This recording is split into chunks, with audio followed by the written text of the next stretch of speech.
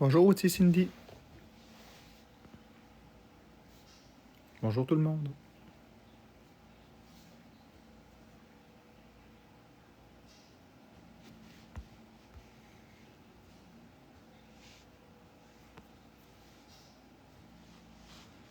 Bon matin, Juliette Main.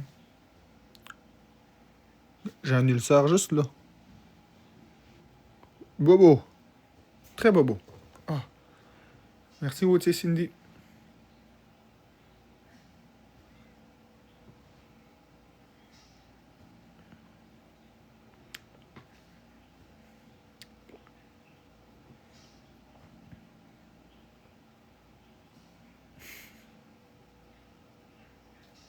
Bien dormi tout le monde?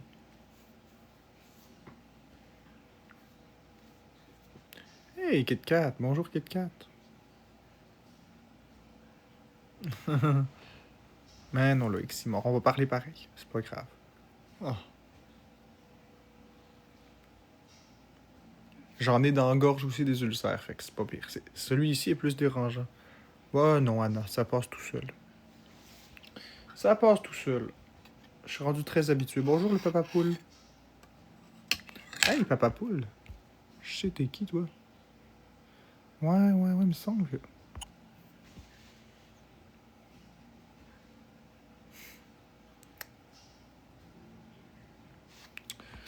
Ben, je l'ai pas vu, vérité, mais merci pour le 3e mois sub. Je l'ai pas vu, par contre. Normalement, il y a une notification, excuse-moi. Normalement, il y a une notification quand quelqu'un se réabonne pour un mois.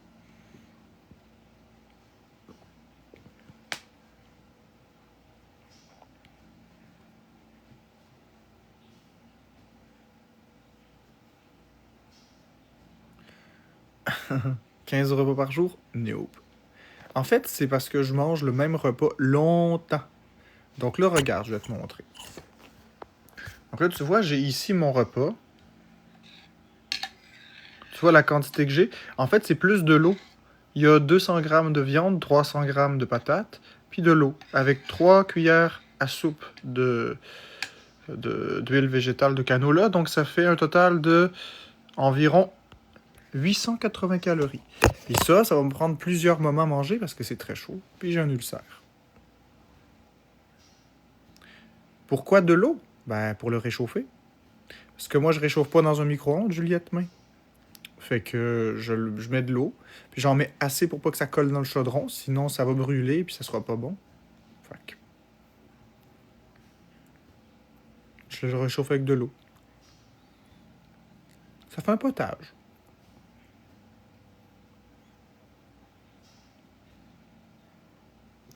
Puis tu trouves ça drôle de dire ça, Lady, qu'il y a trop d'eau? C'est correct. C'est ton avis. Moi, je trouve que c'est correct. Moi, j'aime ça quand c'est plus liquide. Plus facile à avaler. Non, moi, je préfère ça comme ça.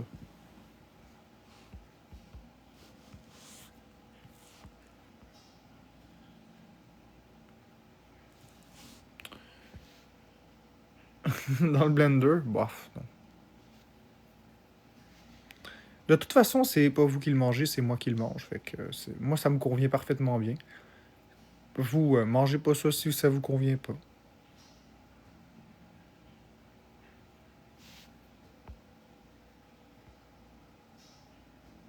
Allô, Catane? Ben, c'est exactement ça, Dave. C'est mes propres ingrédients à moi. C'est ça que je fais. C'est un potage maison.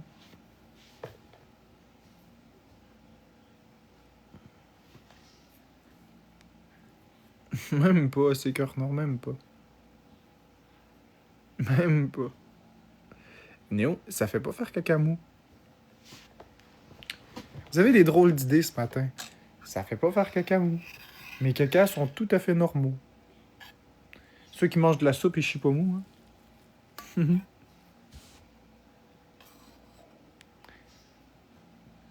C'est parti.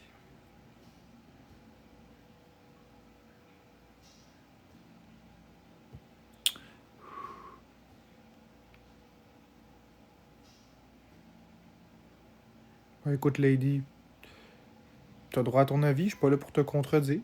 Moi, c'est comme ça que je réchauffe à l'eau. Il n'y a pas de bonne puis il n'y a pas de mauvaise façon. La bonne façon, c'est celle que tu préfères.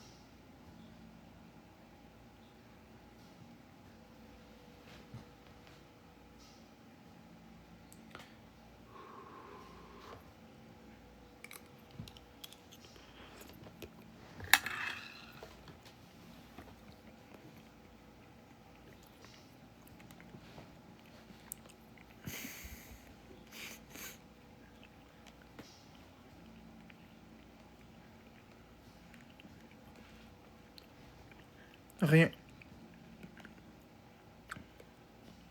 Rien d'autre que ça, Kate. Tous les jours.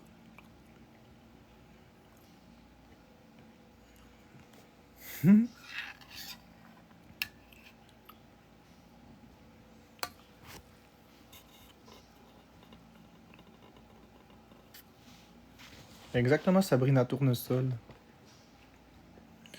Carissa DeWard, non. Je mange jamais autre chose. C'est très rare que je mange des patates, des carottes, puis des pommes. Mais ça va venir bientôt, ça va venir. Encore 9 jours au maximum.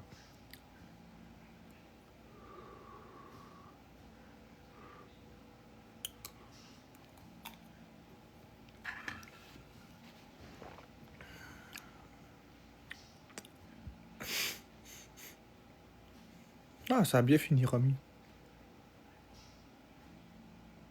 Je sais pas, Vanessa, on va voir. Je vais commencer par attendre les bilans. Puis, mec, j'ai les bilans, ben, je vais être content. Ça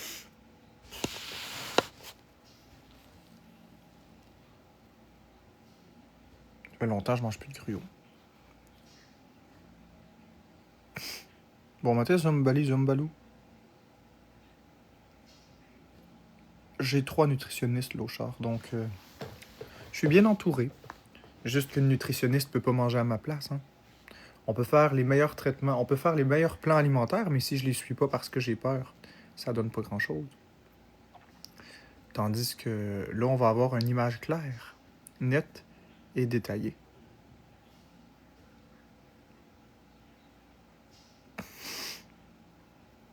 Vanessa, c'est très gentil de me dire ça, mais c'est pas, c'est pas que j'ai pas les connaissances pour savoir qu'est-ce que je dois intégrer.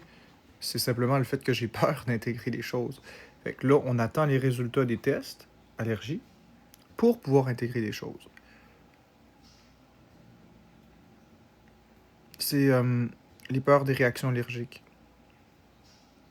Je sais, Lochard, mais on peut pas leur en vouloir. Les gens peuvent pas comprendre parce que la plupart des gens ont pas un trouble alimentaire. Donc, je leur en veux pas, c'est pas grave. L'important, c'est ce que moi je fais, puis je fais des grands pas de géant. Écoute, Sabrina Tournesol, ça, ton commentaire que je vais épingler, je vais l'épingler. C'est la réponse classique d'une personne qui ne connaît pas beaucoup de choses aux troubles du comportement alimentaire parce que je le sais, je le sais, la logique, c'est ça, que je mangeais avant puis j'étais pas mort. Fait que si je mange, je devrais pas mourir. Ça, c'est facile, ça, c'est en théorie. Mais en pratique, ça fonctionne pas tout à fait comme ça. Je peux pas manger. Si je mange, en fait, juste l'idée de manger quelque chose me fait peur. Ensuite, si je le mange, ben, je vais le subir. Fait qu'il faut prendre les moyens que j'ai pour refaire confiance à mon corps. Puis c'est là que le test, pour moi en tout cas, d'allergologie est bon. C'est de réapprendre à me réapproprier la nourriture.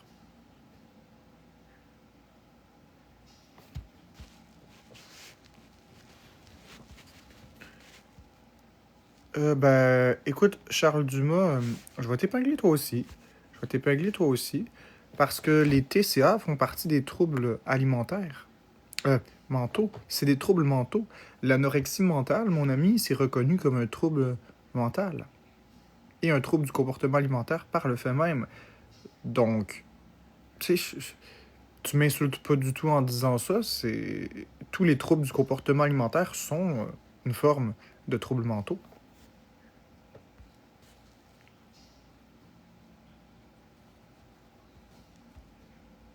Fait que je sais pas pourquoi est-ce que tu dis ça. Est-ce que c'est pour m'insulter? Mais ça me dérange pas. Tu sais, je veux dire, c'est un trouble mental. Un trouble de santé mentale, trouble du comportement alimentaire, c'est relié. Parce qu'on est d'accord que, puis là, je vais. Bon matin, Amélie Larouche. On est d'accord que tous les troubles du comportement alimentaire viennent d'une phobie, viennent d'un problème de santé mentale, que ce soit la peur de grossir, que ce soit la dysmorphophobie, c'est-à-dire de se voir plus gros ou plus maigre que ce que l'on est, que ce soit lié à un traumatisme en soi. euh, ben, tout ça, C'est invisible. Donc, si c'est invisible, c'est de la santé mentale. Pourquoi on appelle ça un trouble du comportement alimentaire? Bien simplement parce que notre comportement avec la nourriture, notre relation avec la nourriture s'en trouve chamboulée. C'est différent qu'une personne normale. Sauf qu'une personne qui a un trouble du comportement alimentaire ne va pas devenir... ça va pas limiter concrètement, de façon drastique, la vie de tous les jours, de la même façon qu'une schizophrénie. Je veux dire, les personnes gardent toute leur tête. Les personnes ne tombent pas en dépression, ne font pas plus d'anxiété. Le seul truc, c'est que manger moins, ça rend très impatient parce que le cerveau est privé de nutriments. Mais je veux dire, ça fait pas perdre un emploi, ça fait pas rien de tout ça, là. Il n'y a pas besoin de médication pour traiter un trouble du comportement alimentaire. Donc, il y a beaucoup de rééducation à faire, il y a beaucoup de thérapie à faire. On peut prendre certaines vitamines, certains minéraux pour des personnes. C'est de donner des connaissances exactes à d'autres personnes. Par exemple, les personnes qui ont peur de grossir. Parce que les troubles du comportement alimentaire, c'est pas une maladie en tant que telle.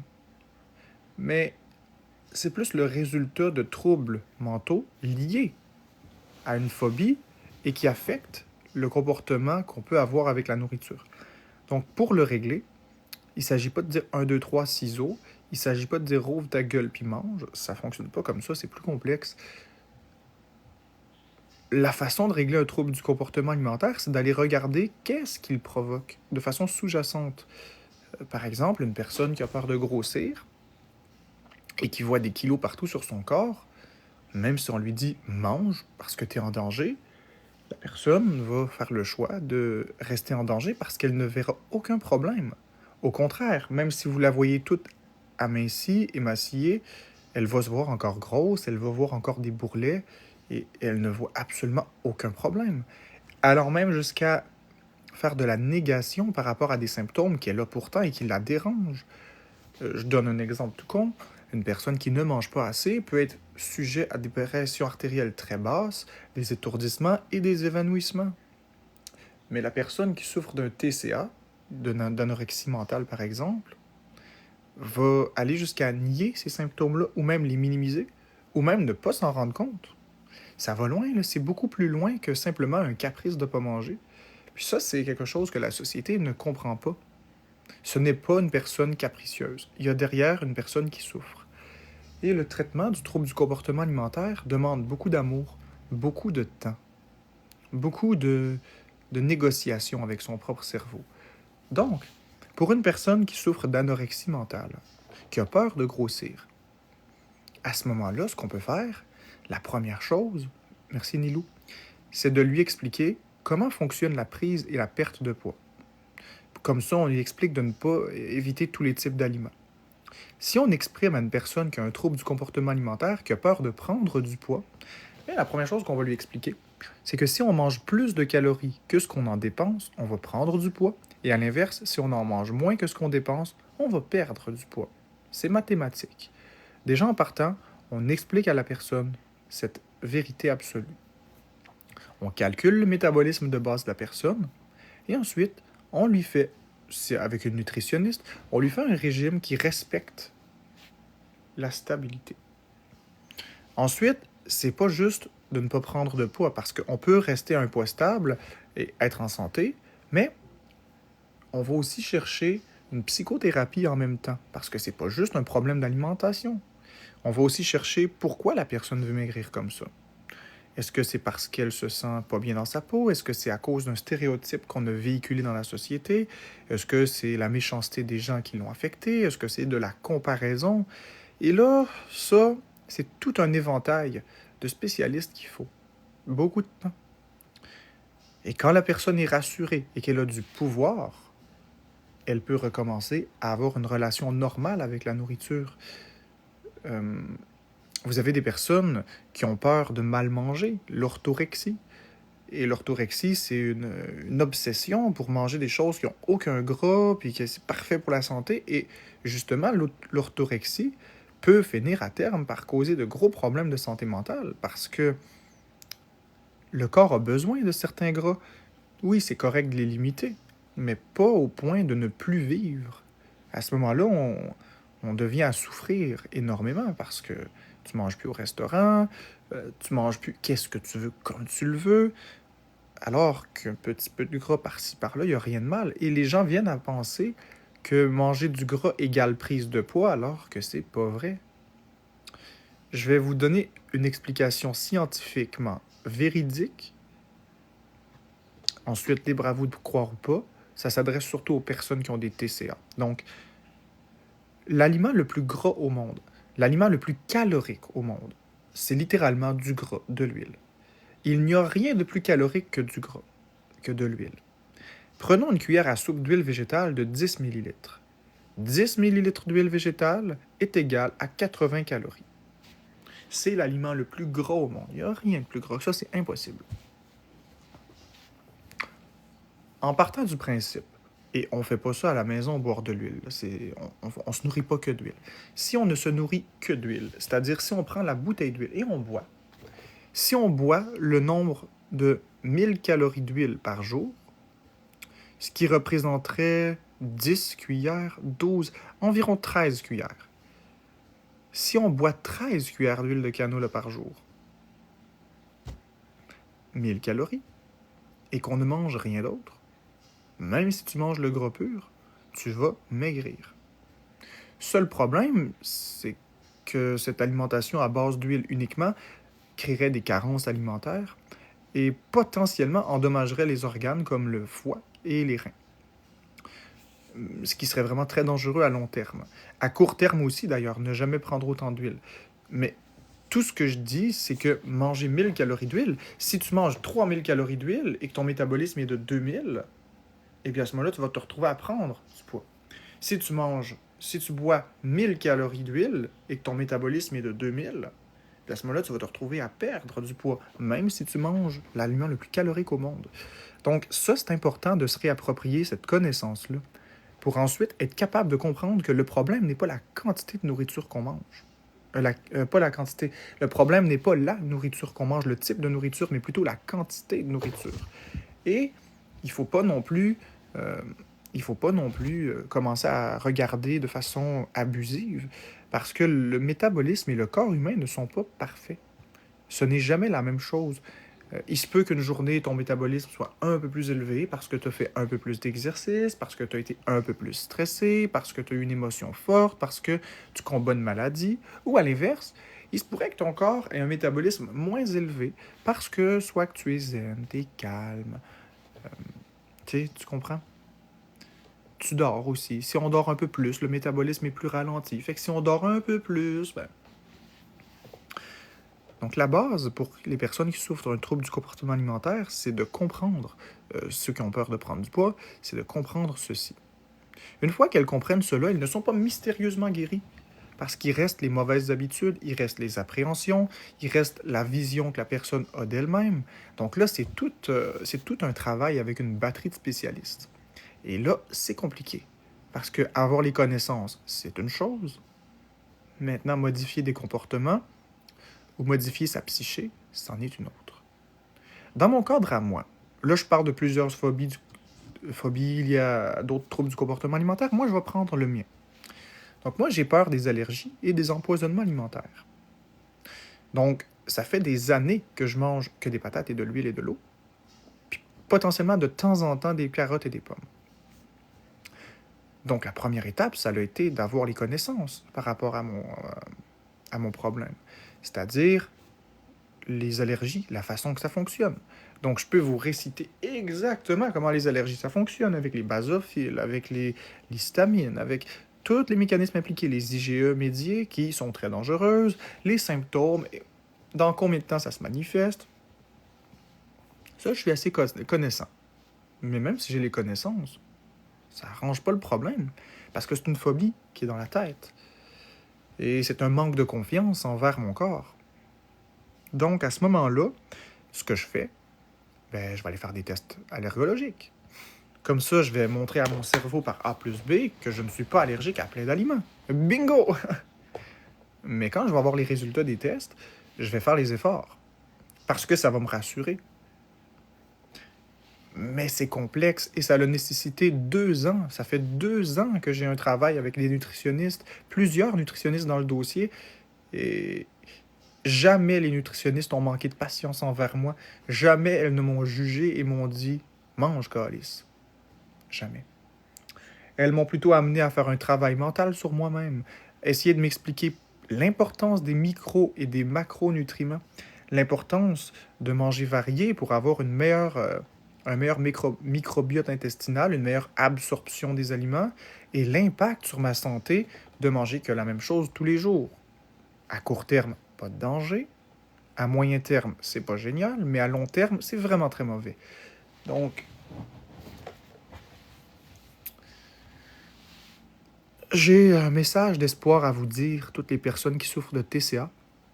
Bien que l'anorexie mentale soit la cause de décès la plus élevée dans les maladies mentales, donc la maladie mentale qui cause le plus haut taux de décès, que ce soit par dénutrition ou que ce soit par suicide, perdez pas espoir. Soyez pas trop sévère avec vous-même. Ne laissez personne vous juger. Vous savez que vous souffrez. Vos souffrances sont valides. C'est pas parce qu'on les voit pas qu'elles n'existent pas.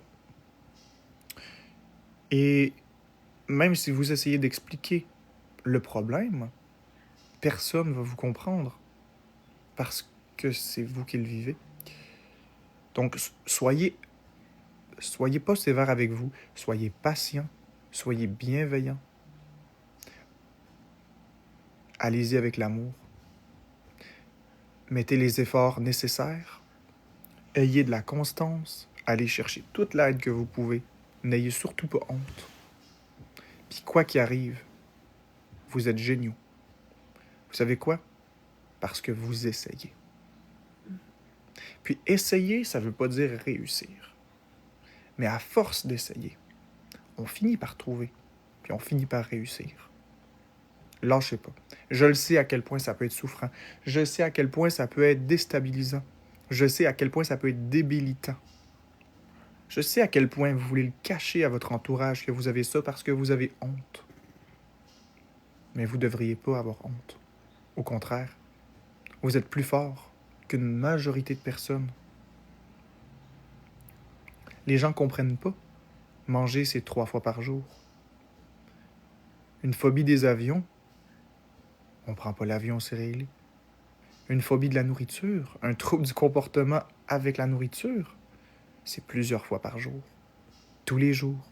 C'est 365 jours par année, 24 heures sur 24, 7 jours sur 7.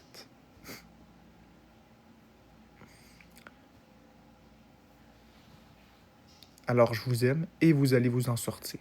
Je vous le promets. On va le faire ensemble. Vous allez voir, d'ici 9 jours, on va le faire ensemble. Dans 9 jours, on va faire quelque chose ensemble. On va l'essayer. Non, on va le faire.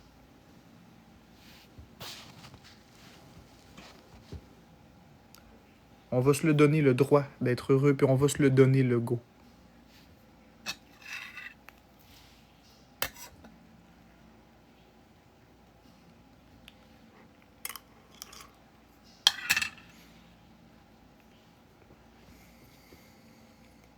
Merci Vanessa.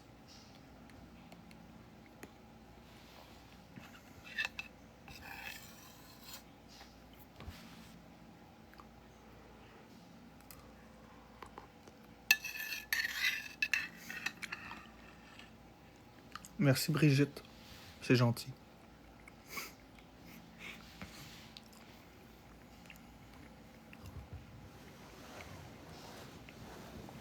Bonjour qui me désire. Crois-moi que ça goûte quelque chose, Joanie. C'est une bonne question, XTH47. Je ne sais pas. Je ne sais pas si l'inverse existe. Probablement que oui. Probablement que oui. Une de mes phobies, c'est maigrir.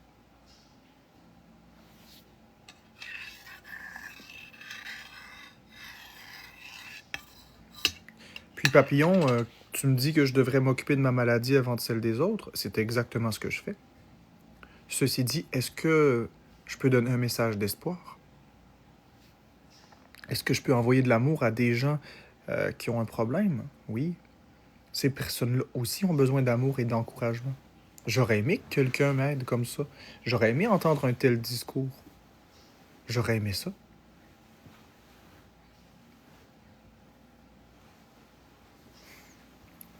Mon avis et mes conseils ne remplaceront jamais ceux d'un spécialiste médical. Par contre, l'encouragement, on peut en donner à tous. De l'espoir, c'est pas défendu d'en avoir. De la compréhension, ça se donne gratuitement.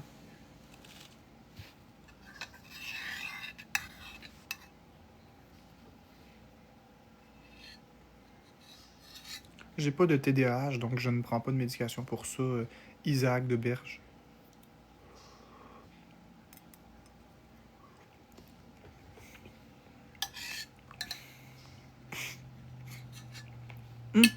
J'ai envie de faire quelque chose. Je me laisse inspirer. Je me laisse inspirer par le moment. Donc, en étant 100% anonyme, personne ne va savoir qui vous êtes. Qui ici a un trouble du comportement alimentaire? Bonhomme sourire, vous en avez pas. Bonhomme triste, vous en avez un. Donc, qui ici a un TCA? Non? Oui. Qui a un trouble du comportement alimentaire ici? C'est complètement anonyme. Ici, vous n'avez pas de trouble, tout va bien. Ici, vous avez un TCA, un trouble du comportement alimentaire. On va prendre le pouls de la population. Donc, avez-vous un trouble du comportement alimentaire? Bonhomme triste? Oui. Bonhomme sourire? Non. Avez-vous une relation complexe avec la nourriture? Donc, bonhomme triste, oui, vous avez un problème du comportement alimentaire. Bonhomme sourire, non, vous n'en avez pas. Donc, regardez, je mets même mes mains comme ça pour que vous voyez, je ne réactive pas les commentaires tant qu'on n'a pas fini de voter anonymement. Donc, qui ici a un trouble du comportement alimentaire? Bonhomme sourire, vous n'avez pas de trouble de comportement alimentaire, tout va bien. Et bonhomme triste, vous avez comme moi un trouble du comportement alimentaire, quel qu'il soit.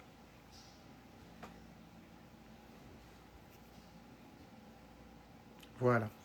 Vous êtes extrêmement courageux, les 31 personnes qui avaient voté. Donc on voit que c'est quand même un problème qui est répandu un peu plus dans la société.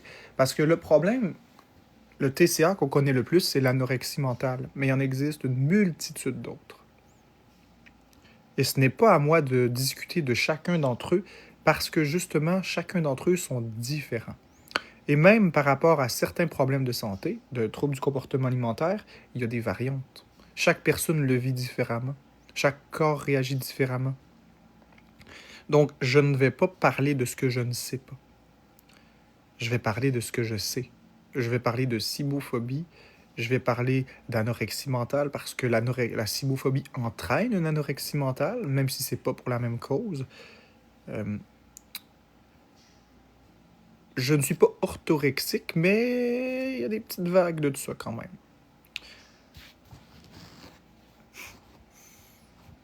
Donc, au final, je ne vais pas parler de ce que je ne connais pas, mais ça ne veut pas dire que j'ai pas de compassion, puis ça ne veut pas dire que je vais juger.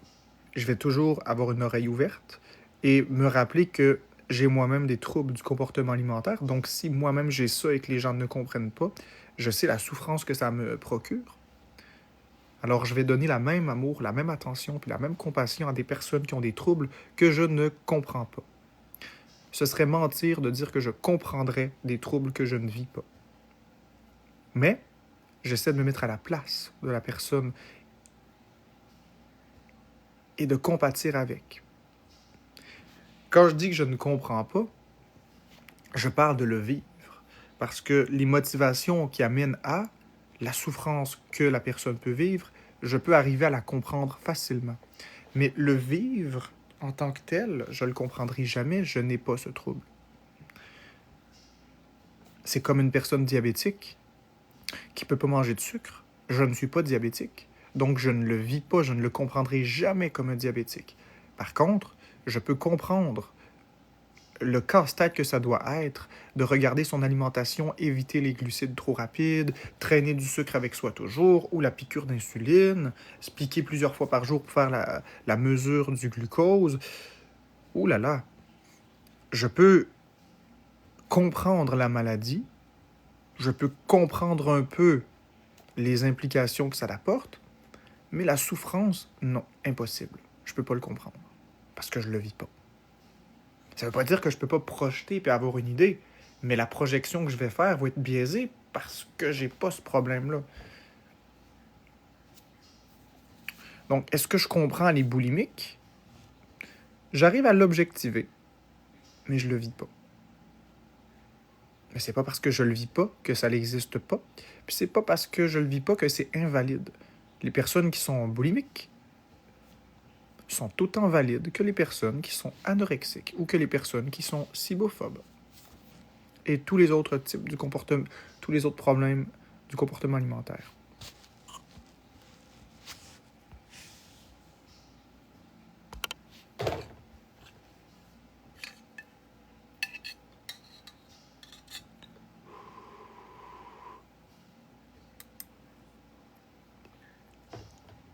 Non, je sais pas c'est qui Roisse.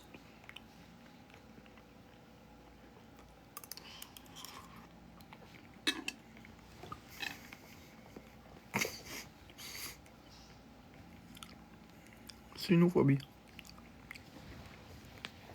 C'est cibophobie, pas cynophobie. Ça s'écrit avec un C. C-I-B-O-P-H-O-B-I-E. C'est la peur des réactions allergiques et des empoisonnements alimentaires. Écoute, Cofield, je sais pas pourquoi tu me parles de ça. Je ne sais pas pourquoi tu viens me parler de ça, c'est même pas le sujet. Alors peut-être est-ce pour foutre le trouble? Mais en tous les cas, j'embarque pas là-dedans.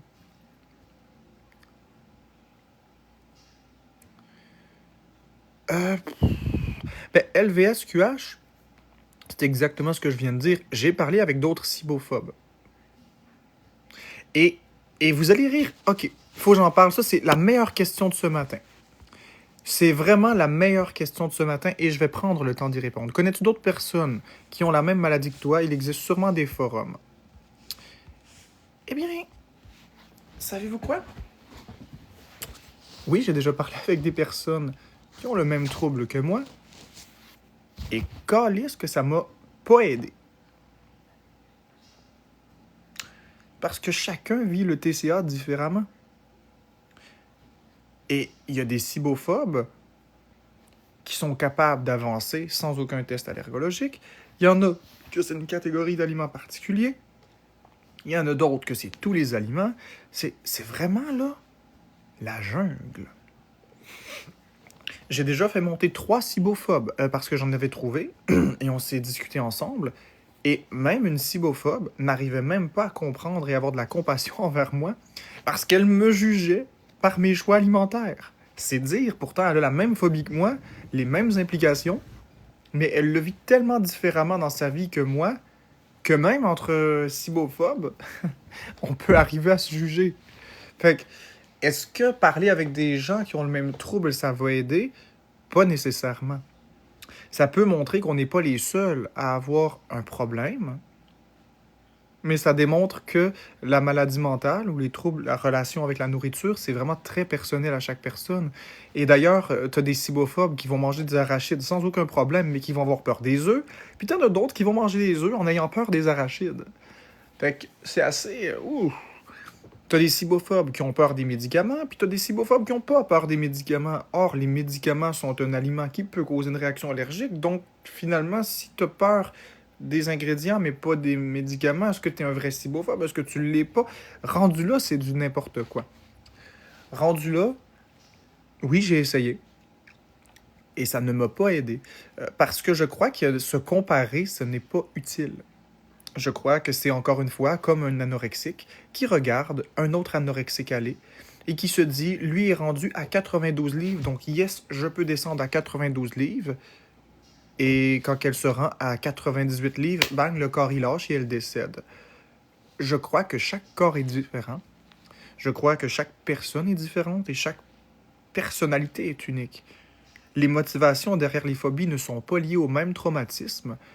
Il y a des dénominateurs communs, mais la façon de s'exprimer est tellement différente. C'est comme si je vous dis de faire une tarte aux pommes et que je vous dis les mêmes ingrédients pour tous, donc de la farine de blé, des pommes rouges, du sucre, de la cannelle et un œuf. Mettons que c'est les ingrédients que je demande pour une tarte au sucre. Une tarte aux pommes, excusez-moi. Eh bien, quand bien même que tous les ingrédients sont les mêmes, du même fournisseur, les pommes, j'ai bien dit pommes rouges. Combien de variétés de pommes rouges y existent selon vous? Il en existe beaucoup plus que 1000. Alors, combien de tartes aux pommes vont goûter identiques? La façon de calculer les ingrédients, la façon de les tasser dans la tasse à mesurer, la façon de les brasser, la position dans le four, la variété de pommes utilisée. Il n'y aura aucune qui va goûter la même chose. Pourquoi? Parce qu'on est tous uniques. On a tous une façon d'être différente. Un autre exemple que je peux vous donner, quand quelqu'un rentre dans une pièce et que vous êtes dans la pièce, vous ressentez immédiatement un changement d'énergie. Si une personne est négative, vous allez sentir que la pièce devient lourde. Si la personne est joyeuse en jouer, la pièce va devenir légère et ça va être le fun.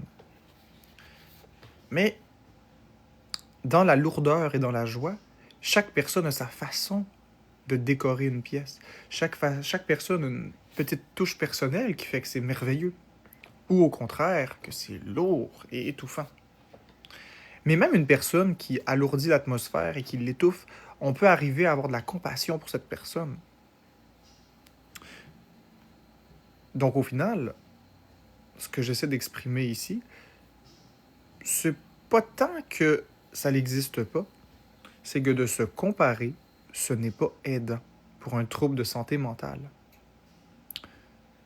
Se comparer au niveau financier peut permettre d'avoir des objectifs, mais peut aussi entretenir une jalousie, peut entretenir une envie et une haine. Ah, je travaille 40 heures par semaine, je me donne à fond et je n'ai que 30 000 par année. Le voisin, il y a 30 compagnies différentes, il fait 40 millions par année, puis il est assis sur son cul en Floride. Je t'ai cœuré, nanana. Se comparer, ça n'a jamais été aidant. Lorsqu'on décide de se comparer, il faut le faire avec moins bien que nous, pas avec meilleur que nous. À moins que tu aies une détermination et que tu sois compétitif. Si tu es jaloux, ne va pas te comparer avec mieux. Regarde moins bien que toi. Comme ça, tu es sûr que tu es OK. Si tu es quelqu'un de compétitif qui veut avancer, là, tu regardes un peu plus haut. Mais pas trop haut, parce que sinon, tu vas être jaloux. Tu regardes juste un peu mieux que toi. Puis tu te dis, OK, j'y vais. Puis là, tu donnes ce que tu as. Puis tu le dépasses, puis tu es fier de toi. Si tu es satisfait, t'en restes là. Si tu n'es pas satisfait, tu regardes un autre objectif qui est réaliste. Un petit peu comme dans un ranking. Viser la première position, c'est être déçu. Tu n'auras pas la première position. Par contre, si tu arrives 99e dans le classement, puis il manque 50 diamants pour être 98e, puis il en manque 3000 pour être 83e, peut-être que tu pourrais viser la 98e position, puis ensuite la 97e, plutôt que de viser directement la 82e. Le gap est trop élevé. Alors peut-être même que tu vas être éjecté du classement. L'important, c'est de te dire, plutôt que de te dire « Ah, oh, je suis juste 99e, puis j'ai juste 19 000 diamants. » OK, oui, OK. Tu peux le voir comme ça, puis tu vas être triste et jaloux. Mais tu peux aussi te dire combien d'utilisateurs y a-t-il sur TikTok au Canada? Et parmi ces millions d'utilisateurs, je suis dans le top 99. Je suis dans les 99 meilleurs. C'est pas bon, ça? Il faut regarder ça comme ça. C'est comme ça qu'on arrive à ne pas être jaloux. C'est comme ça qu'on arrive à faire la paix avec la première position, qui fait 3 millions de diamants. Tant mieux pour lui. Mais il n'est pas arrivé là comme ça en criant ciseaux. Il a peut-être mis des efforts, de la constance. Puis quand bien même que ce serait quelqu'un qui se fait pousser au sommet comme ça, mais bravo pour lui. Bravo pour lui. On peut être fier de lui, on peut être content pour lui. Mais on va regarder, on va se ramener à nous-mêmes. Est-ce qu'on peut changer nous-mêmes? Si on veut cette position de numéro 1 un jour, eh bien, il y a plusieurs choses qu'on doit mettre en place. Est-ce que c'est possible que tu aies la position numéro 1? Oui. Est-ce que c'est réalisable? Oui. Est-ce que c'est probable? Oui. Très probable? Non. Peu probable? Oui. Réalisable? Oui. Impossible? Non. Mais c'est sûr que si tu restes assis sur ton cul, tu fais rien, Tu ne l'auras pas, le top 1. Alors à ce moment-là, tu vises le top 1, puis tu y vas avec des objectifs. Donc tu commences par te dire, je dois avoir du contenu. Donc tu crées ton contenu, et le contenu fait quoi? Il rassemble une communauté. Tu te rassembles de communautés qui te ressemblent, qui ont des valeurs similaires aux tiennes, des personnes qui t'aiment, des personnes qui sont significatives pour toi. Une fois que tu as ça, tu as une petite communauté. Tu passes du temps avec eux, tu bâtis un lien, tu leur donnes de l'importance, tu leur montres que tu les aimes. Pas les utiliser, tu leur montres que tu les aimes. Ensuite, naturellement, ta communauté va être portée à vouloir t'encourager. Quand tu vois que tu as une communauté plus grande, alors là, tu peux faire une coupe de battle pour voir où est-ce que tu en es. Tu prends le pouls de la situation. Est-ce que ta communauté te pousse vers le haut pour écraser la communauté d'une autre personne ou est-ce qu'à contrario, ça marche pas? Il ne faut pas se décourager. Quand tu vois que ça ne fonctionne pas, tu n'abandonnes pas. Puis, à un moment donné, tu atterris 99e dans le classement. Puis, tu es éjecté du classement 20 minutes après. Plutôt que de le voir négativement, tu peux te dire que tes efforts ont enfin porté fruit. Tu es loin du top 1 encore. Mais hey, tu as atteint la 99e position pendant 20 minutes. Donc, tu remercies ta communauté puis tu montres de la gratitude. Tu montres pas que tu es fâché, tu montres pas que tu en veux plus, tu montres de la gratitude, de l'acceptation.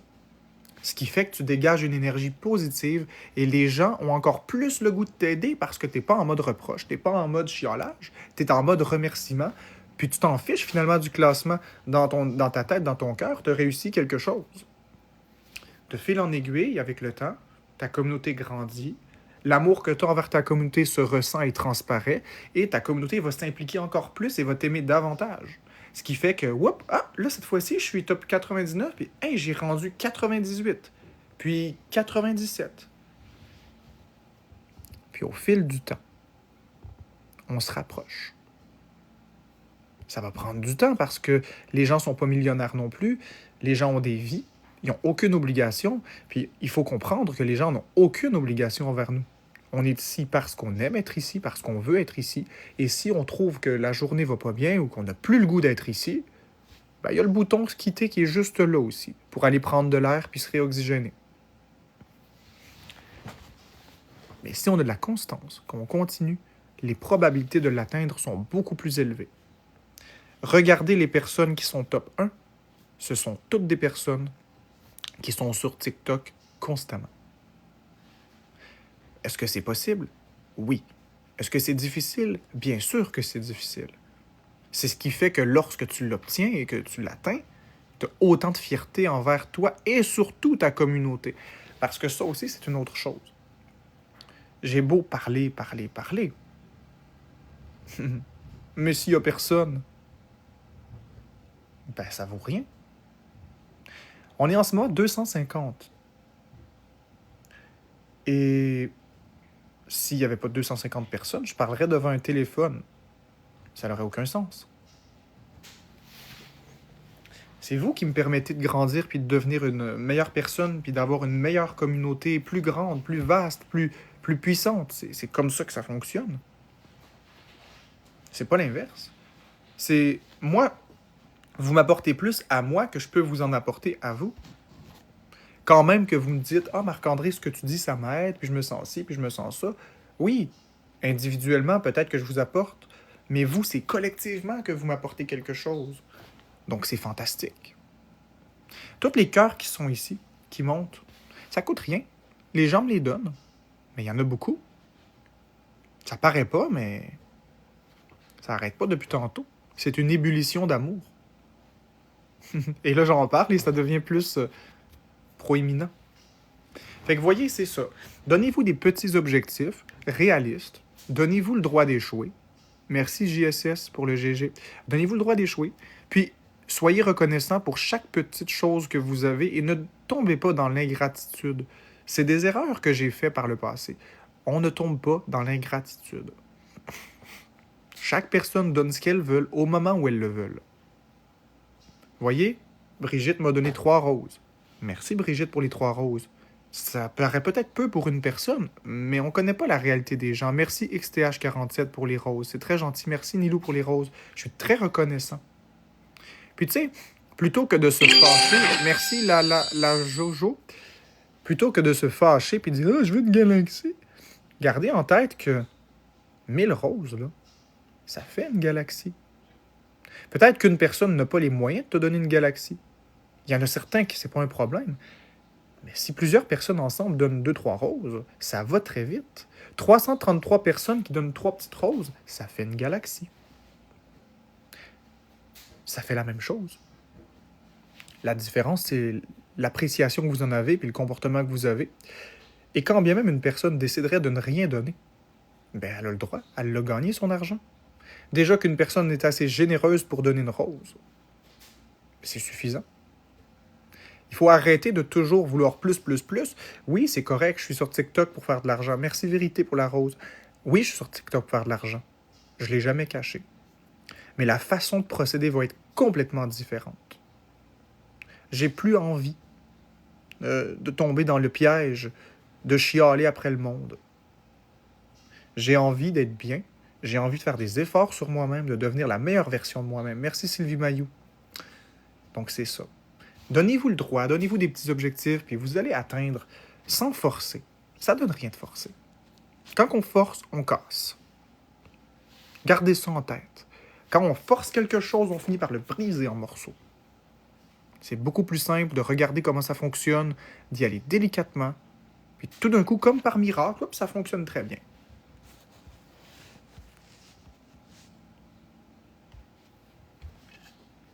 Puis là, il faut que je me mette à manger, parce que si je mange pas, calé, que ça va refroidir, ce sera plus bon. Bonjour Flavie.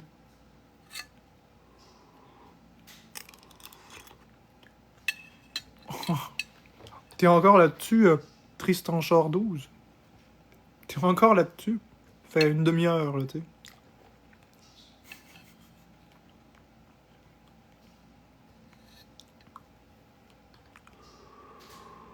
Ça va très bien, Mario Bros. Ah,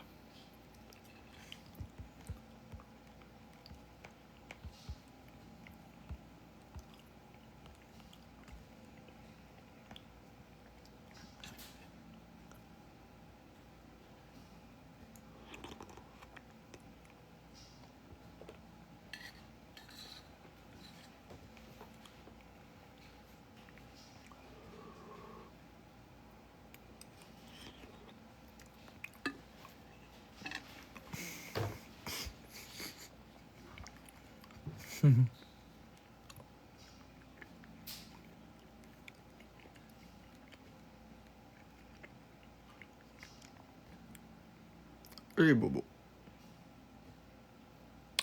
C'est gentil, Mamaï 2. Enlever mes lunettes? D'accord. Cette activité est une présentation de Jessou Papillon Bleu. Jessou Papillon Bleu, pour tous vos besoins en matière d'idées créatives.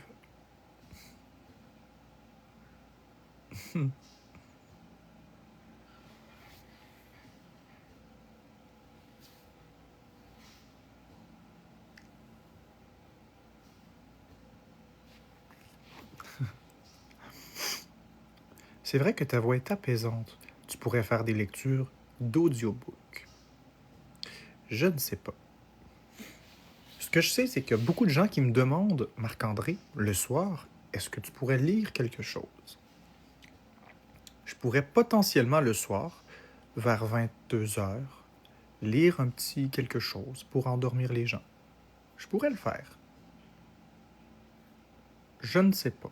C'est une idée comme une autre.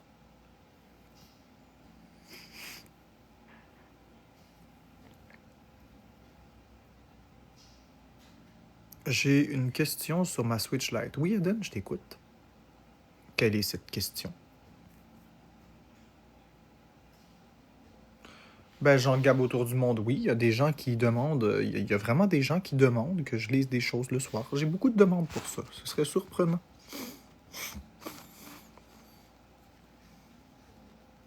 Comment arrêter un hockey?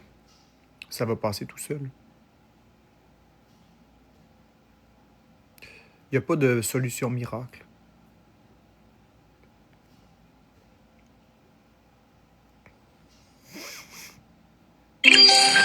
Merci Vivita pour les 5 roses. Hey, 80% de l'objectif des roses. Je sais pas c'est pourquoi ça a écrit ça, mais bon. Ça fait 12 heures que j'ai le hockey, j'ai pas réussi à dormir. Bien, c'est sûr, le hockey, c'est fatigant, mais il faut que tu apprennes à faire abstraction du hockey. Fais autre chose, pense pas au hockey, puis il va finir par passer tout seul. Voilà. Il y a beaucoup de trucs de grand-mère, mais il y en a aucun qui fonctionne réellement. Le hockey, généralement, passe tout seul, mais si ça perdure trop longtemps, à ce moment-là, une petite consultation médicale, ça serait pas de refus.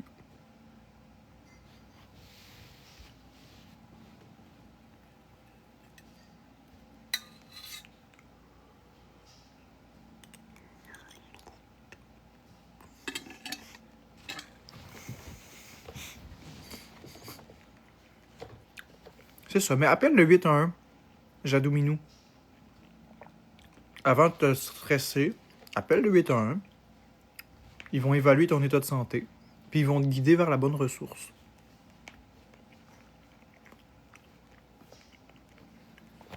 Comme ça, tu vas savoir où t'en aller un peu.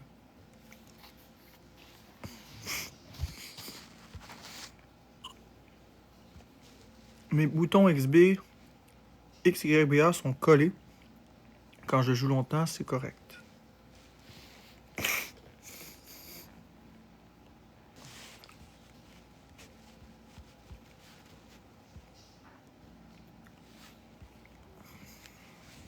Peut-être as-tu joué avec ta console avec une crème sur les mains?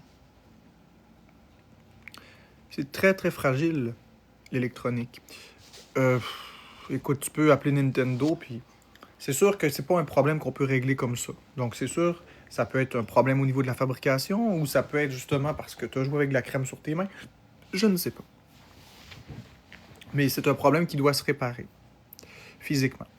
Tu considères avoir des connaissances comme un infirmier? Écoute, Jean Gab, autour du monde, je n'ai pas la prétention de dire ça. Est-ce que j'ai beaucoup de connaissances? Certainement. Est-ce que je vous oblige à me croire? Pas du tout. Je vous invite à consulter les professionnels de la santé lorsque vous avez un problème. Tout ce que je dis, c'est du général.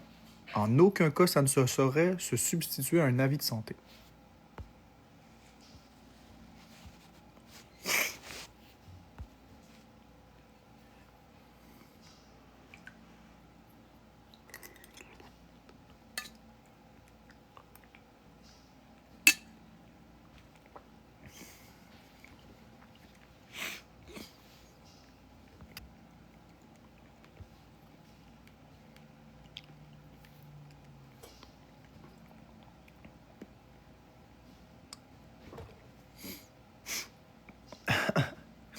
The Legend Number One, parce que les gens comprennent que j'ai des connaissances.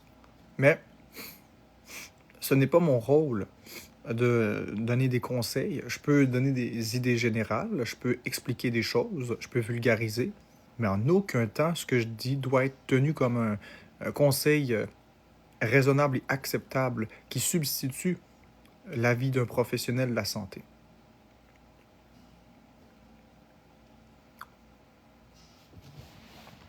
Ce que je dis, c'est réel, mais chaque situation est différente. Chaque personne a une santé spécifique, donc je ne peux pas tout savoir d'une personne en particulier. Et je n'ai pas le droit de diagnostiquer et je ne ferai jamais un diagnostic. Je peux donner des conseils, des grandes lignes, mais il faut toujours garder en tête que ce que je dis ne s'applique pas nécessairement à chaque être humain. Ce n'est que des informations généralistes qu'on peut trouver facilement partout.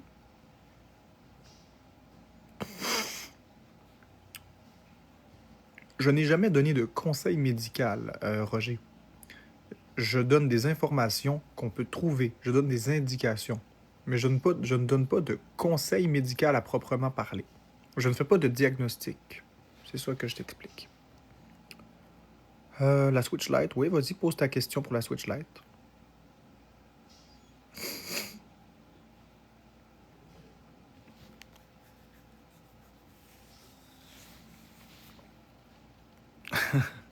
T'es pas médecin avec ta tête. Ben non, j'ai pas le sarrau du médecin, t'as raison. Je peux pas la brancher sur la télé. Je lui ai pas demandé sur mon taux d'estrogène dans le sang, j'ai demandé un conseil à un ami. Exactement, Jadou Minou. C'est parce que les gens ont de la misère à comprendre. Les gens ont de la misère à faire la distinction entre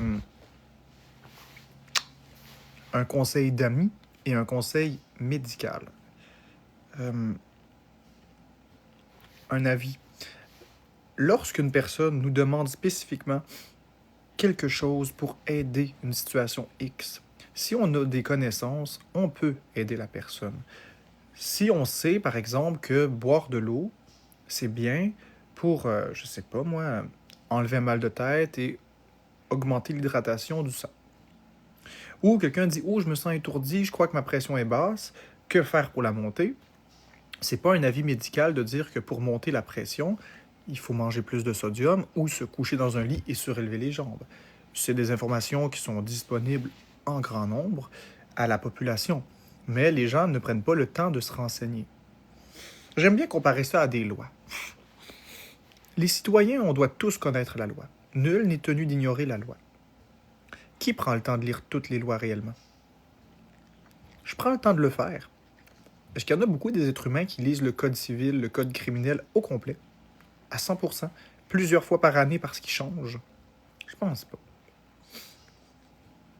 Si, par exemple, quelqu'un me demande si quelque chose est illégal, si quelqu'un me demande est-ce illégal de suggérer à quelqu'un de se suicider, parce qu'après tout, c'est pas une menace, c'est une suggestion. Eh bien, oui, c'est illégal. Alors, je vais dire, ne fais pas ça. Ne dis jamais à quelqu'un de se tuer, ou si quelqu'un dit « j'ai envie de me suicider », ne lui réponds pas « fais ce que tu veux » ou « d'accord ». La loi oblige les gens à répondre très au sérieux, prendre très au sérieux de telles allégations. La loi l'oblige. Quelqu'un qui va vous dire « j'ai le goût de me suicider », vous devez lui dire d'aller chercher de l'aide, au minimum. Vous ne devez pas ignorer ça. Vous ne devez surtout jamais répondre à une personne qui souhaite mettre fin à ses jours, vas-y. Ou, bah, t'es pas game, ou fais ce que t'as à faire. Jamais. Ceci s'appelle l'incitation au suicide et est punissable de 14 années de prison, jusqu'à 14 ans de prison. Oh oui, 14 ans. Bon, ce n'est pas un conseil juridique, c'est un conseil d'amis. Un conseil juridique, c'est de commencer, puis ça c'est les avocats qui peuvent le faire seulement, c'est de commencer à analyser la situation personnelle d'une personne de telle sorte à lui donner des conseils et des instructions sur comment faire les choses dans le but d'aboutir à un dédommagement ou à une procédure judiciaire. Et ceci est un acte réservé aux avocats. Ce n'est pas...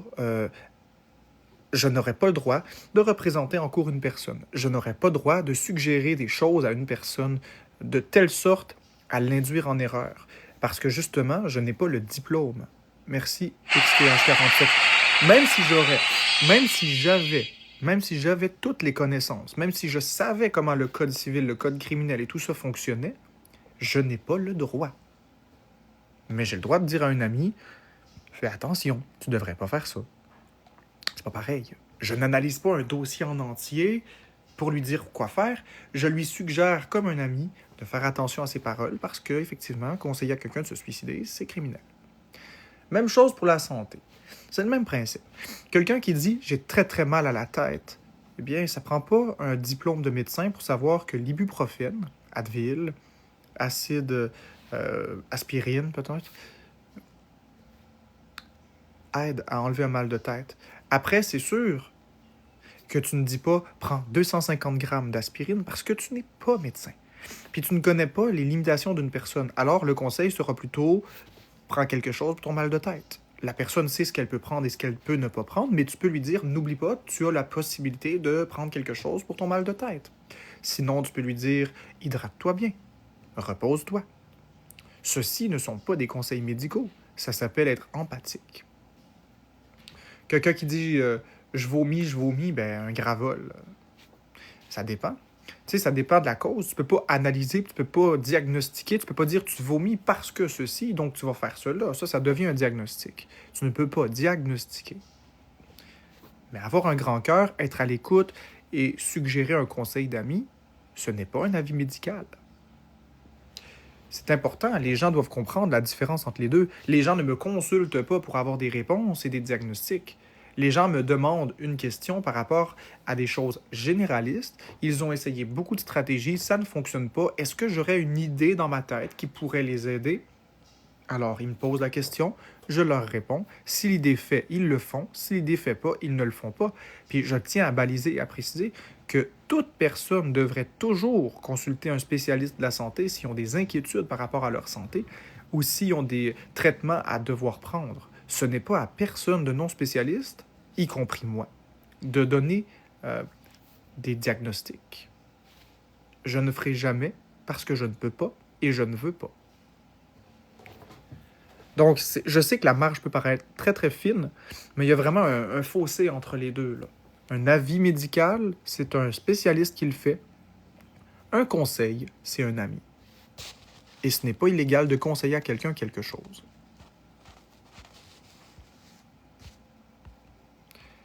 Ce qui fait donc que tu as tout à fait raison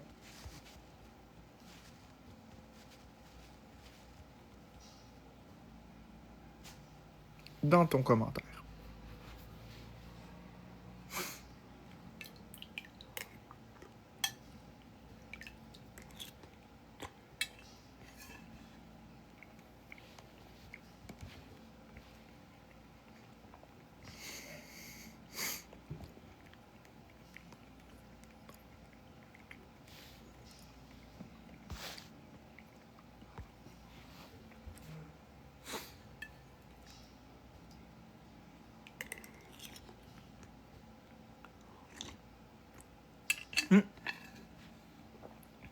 C'est vrai, Flavie.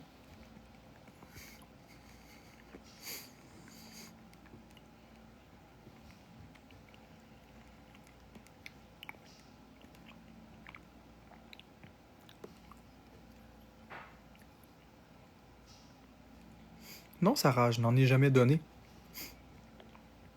Donner des conseils d'amis, je l'ai toujours fait.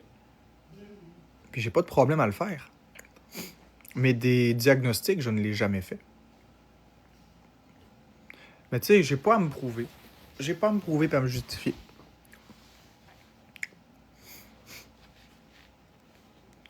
Pourquoi est-ce que comment ça s'appelle, le collège des médecins m'a jamais attaqué? Mais parce que j'ai pas donné de diagnostic puis j'ai pas fait ce qui était interdit. Tu sais, c'est pas parce que les gens ont la croyance erronée que j'ai diagnostiqué ou fait des conseils médicaux que c'est la réalité. C'est pas du tout ça que j'ai fait, là. J'ai pas donné un diagnostic écrit, j'ai pas, j'ai pas fait ça, là. Vous êtes drôle.